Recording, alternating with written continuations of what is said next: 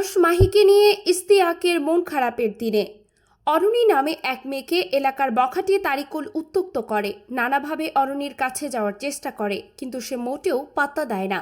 তার আবার দুই দিকে সমস্যা, সে তারিকুলকে থামাতে পারে না, আবার বাবার কাছেও বলতে পারে না।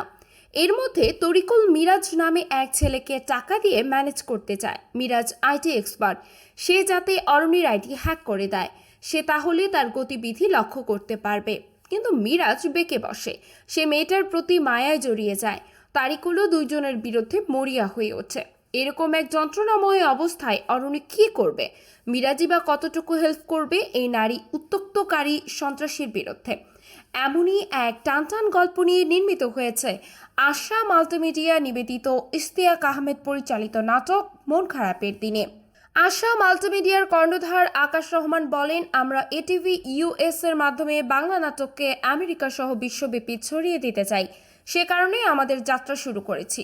ভালো একটি গল্পে নির্মিত এই নাটকটি দেখে সকলেই বিনোদিত হবে এবং সামাজিক একটি মেসেজ পাবে। দর্শকের সহযোগিতা পেলে আমরা নিয়মিত নাটক নিয়ে আসতে চাই। ঢাকা ও ঢাকার বাইরে চিত্রায়িত নাটকটিতে অভিনয় করেছেন আরশ খান, সামিরা খান মাহি, রৌনক রিপন, খলিলুর রহমান কাদেরি, তুতিয়া, ইয়াসমিন পাপিয়া, রাজু আহসান, জ্যাক সজল সহ অনেকে। নাটকটি ইশতিয়াক আহমেদের কথায় তাসনুভের সঙ্গীতে নিজের সুরে গান গেয়েছেন লুৎফর রহমান। নাটকটি নির্মাণ করেছেন ইশতিয়াক আহমেদ। গল্প ও চিত্রনাট্যও তার। প্রধান সহকারী পরিচালক ছিলেন আজহারুল ইসলাম ওভি। বৃহস্পতিবার এটিভি ইউএস এর ইউটিউব চ্যানেলে অবমুক্ত হবে।